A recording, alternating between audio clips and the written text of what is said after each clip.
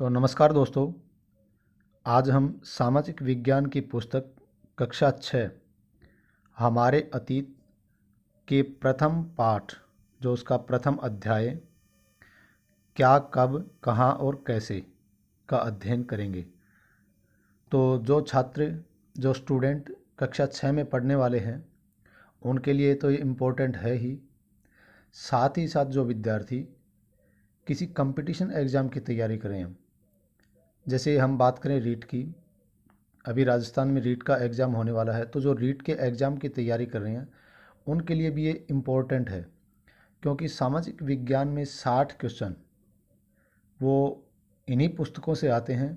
तो हम एनसीईआरटी की जो बुक्स हैं, जो हमारे सिलेबस की बुक्स हैं, उनका अच्छी तरह से अध्ययन करेंगे, उनको हम अच्छी तरह से पढ़ेंगे।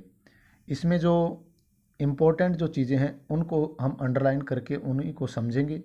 बाकी जो मैं पढ़ रहा हूँ आप उसको सिर्फ सुनते रहेंगे, लेकिन जहाँ पर जो इम्पोर्टेंट पॉइंट आता है हम उसको अंडरलाइन करेंगे और उसको अच्छी तरह से समझेंगे। एक चैप्टर काफ़ी बड़ा हो सकता है अगर एक वीडियो उस पर बनाएं, तो इसीलिए हम एक चैप्टर पर 2 या 3 वीडियो, जैसे पार्ट फर्स्ट सेकंड थर्ड, 2 या 3 उसके वीडियो बना ले। अगर ज़्यादा बड़ा है तो उसके 3 वीडियो, या फिर छोटा है तो 2, बिल्कुल छोटा तो उसको एक वीडियो में भी हम समझ सकते हैं।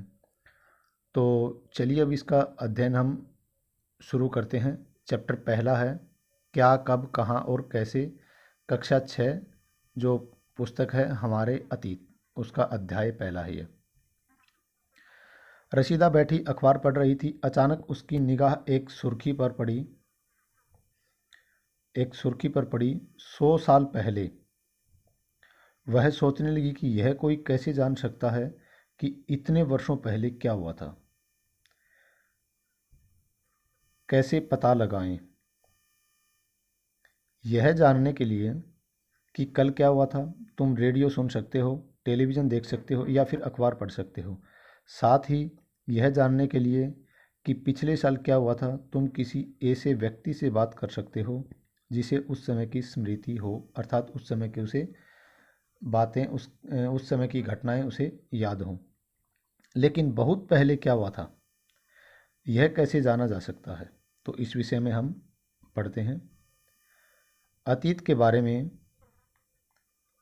हम क्या जान सकते हैं?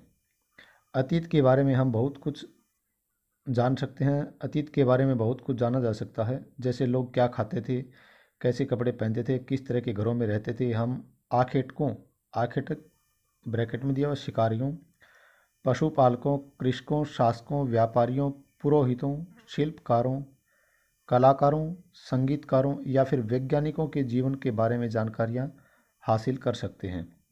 यही नहीं, हम यह भी पता कर सकते हैं कि उस समय बच्चे कौन से खेल खेलते थे, कौन सी कहानियाँ सुना करते थे, कौन से नाटक देखा करते थे, या फिर कौन कौन से गीत गाते थे।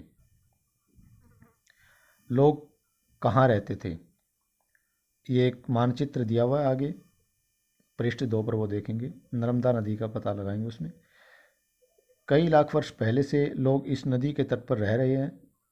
किस नदी की बात हो रही है यहाँ पर? नर्मदा नदी। यहाँ रहने वाले आरंभिक लोगों में से कुछ कुशल संग्राहक थे जो आसपास के जंगलों की विशाल संपदा से परिचित थे। अपने भोजन के लिए वे जड़ों, फलों तथा जंगल के अन्य उत्पादों का यहीं से संग्रह किया करते थे। वे जानवरों का आखेट शिकार करते थे। अब तुम उत्तर पश्चिम की सुलेमान और किरथर पहाड़ियों का पता लगाओ। उत्तर पश्चिम, भारत के उत्तर पश्चिम में जो हिस्सा जम्मू कश्मीर से लेकर के इधर का जो हिस्सा है, ये गुजरात, राजस्थान, इधर का जो हिस्सा है, ये उत्तर पश्चिम का हिस्सा। इसी क्षेत्र में कुछ ऐसे स्थान हैं जहां लगभग 8000 वर्ष पूर्व स्त्री पुरुषों ने सबसे पहले गेहूं तथा जौ जैसी फसलों को उपजाना आरंभ किया था।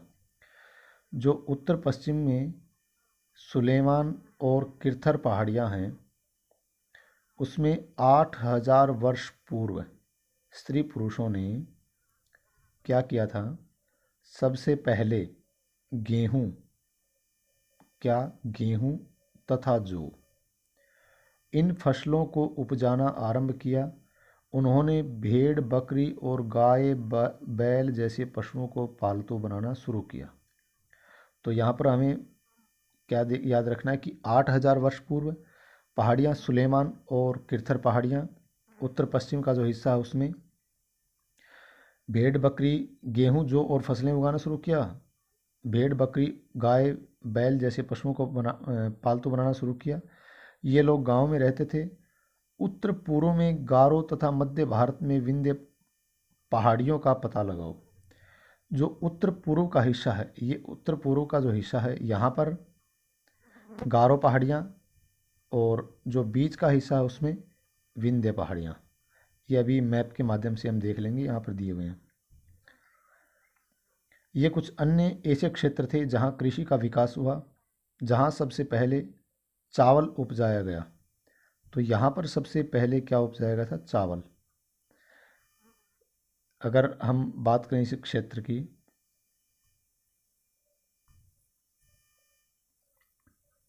जैसे उत्तर पूर्व में गारो तथा मध्य भारत में विंध्य पहाड़ियाँ जो हैं, यहाँ पर क्या बता रहे हैं कि जहाँ कृषि का विकास हुआ, जहाँ सबसे पहले चावल उपजाया गया। तो ये जो क्षेत्र है, यहाँ पर सबसे पहले चावल उपजाया गया। वे स्थान विंध्य के उत्तर में स्थित थे।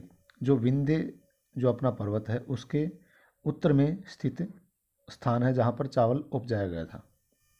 ये मानचित्र दिया हुआ है, यहाँ हम देख लेते हैं। ये किरथर और सुलेमान जो पहाड़ियाँ हैं वो इधर हैं, उत्तर पूर्व का ये हिस्सा है। यहाँ पर गारो पहाड़ियाँ जो कि ये उत्तर पश्चिम का हिस्सा है, ये उत्तर पूर्व का हिस्सा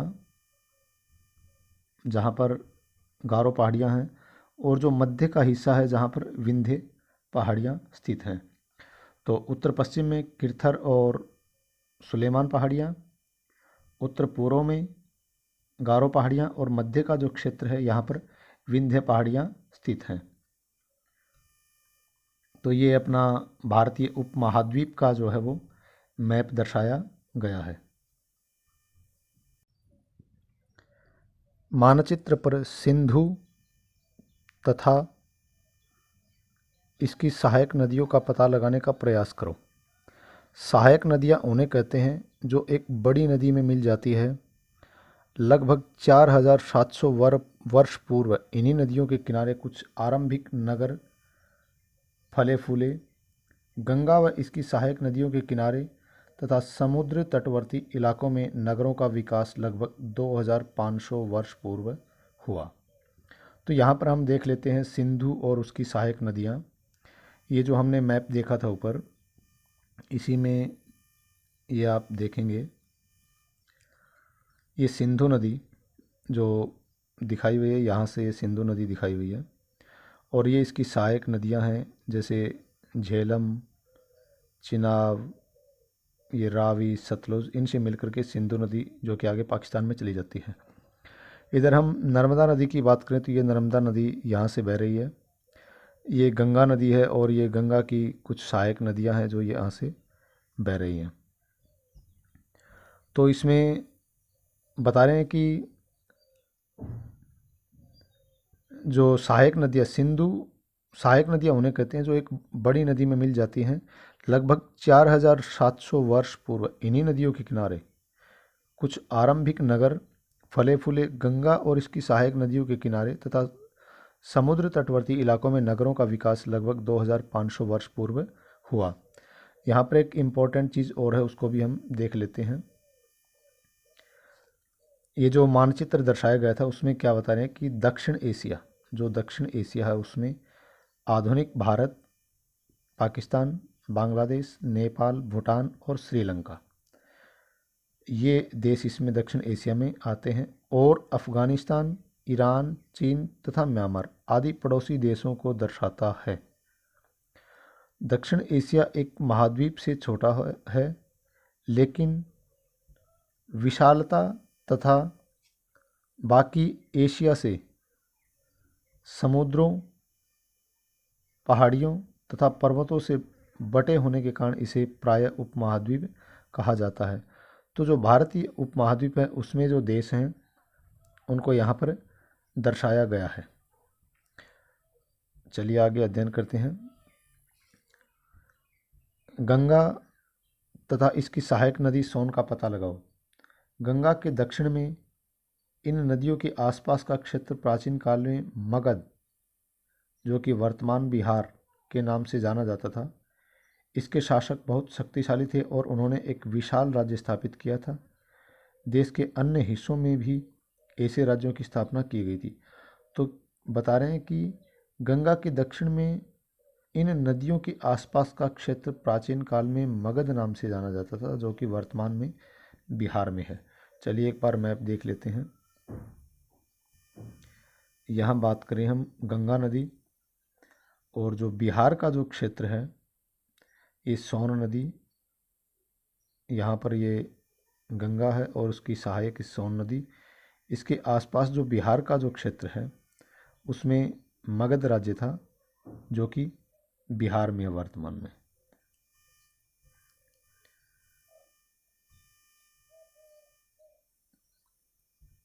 लोगों ने सदैव उपमहाद्वीप के एक हिस्से से दूसरे हिस्से तक यात्रा की। कभी कभी हिमालय जैसे ऊंचे पर्वतों, पहाड़ियों, रेगिस्तान, नदियों तथा समुद्रों के कारण यात्रा जोखिम भरी होती थी। फिर भी ये यात्रा उनके लिए असंभव नहीं थी। अतः कभी लोग काम की तलाश में तो कभी प्राकृतिक आपदाओं के कारण एक स्थान से दूसरे स्थान जाया करते थे। कभी कभी सेनाएं दूसरे क्षेत्रों पर विजय हासिल करने के लिए जाती थी। इसके अतिरिक्त व्यापारी कभी काफिले में तो कभी जहाज़ों में अपने साथ मूल्यवान वस्तुएं लेकर एक स्थान से दूसरे स्थान जाते रहते थे। धार्मिक गुरु लोगों को शिक्षा और सलाह देते हुए एक गांव से दूसरे गांव तथा एक कस्बे से दूसरे कस्बे तक जाया करते थे। कुछ लोग नए और रोचक स्थानों को खोजने की चाह में उत्सुकतावश भी यात्रा किया करते थे। इन्हीं सभी यात्राओं से लोगों को एक दूसरे के विचारों को जानने का अवसर मिला। आज लोग यात्राएं क्यों करते हैं? एक बार फिर से मानचित्र एक को देखो। पहाड़ियाँ, पर्वत और समुद्र इस उपमहाद्वीप की प्राकृतिक सीमा का निर्धारण करते हैं। हालांकि लोगों के लिए इन सीमाओं को पार करना आसान नहीं था। जिन्होंने ऐसा चाहा वे ऐसा कर सके। वे पर्वतों को छू सके तथा गहरे समुद्रों को पार कर सके। उपमहाद्वीप के बारे में कुछ लोग यहाँ आए और यहीं बस गए। लोगों के इस आवागमन ने हमारी सांस्कृतिक परंपराओं को समृद्ध किया। कई सौ वर्षों से लोग पत्थर को तराशने, संगीत रचने और यहाँ तक कि भोजन बनाने के लिए नए तरीकों के बारे में एक दूसरे के विचारों को अपनाते रहे हैं। तो आज हम इस वीडियो में यहीं तक पढ़ेंगे, उसके बाद हम स्टार्ट करेंगे देश के नाम से। तो आपने अगर चैनल को अब तक सब्सक्राइब नहीं किया है तो प्लीज़ चैनल को सब्सक्राइब कर लें और बेल आइकन को प्रेस ज़रूर कर लें, ताकि आने वाली हर वीडियो का नोटिफिकेशन आपको मिलता रहे और आप एक बेहतर तैयारी कर पाएँ। चाहे वो स्टूडेंट हो या फिर जो किसी कंपटीशन की एग्ज़ाम की तैयारी कर रहे हैं, तो आप चैनल को ज़रूर सब्सक्राइब कर लें और बेल आइकन को प्रेस करें और आने वाली वीडियो का नोटिफिकेशन आपको मिलता रहेगा और आप एक बेहतर तैयारी कर पाएँ। तो आगे से अपना जो अगला पार्ट है उसमें हम देश के नामों के बारे में, उससे नीचे का जो वो चैप्टर है वो पढ़ेंगे। तो आज के लिए इतना ही। धन्यवाद।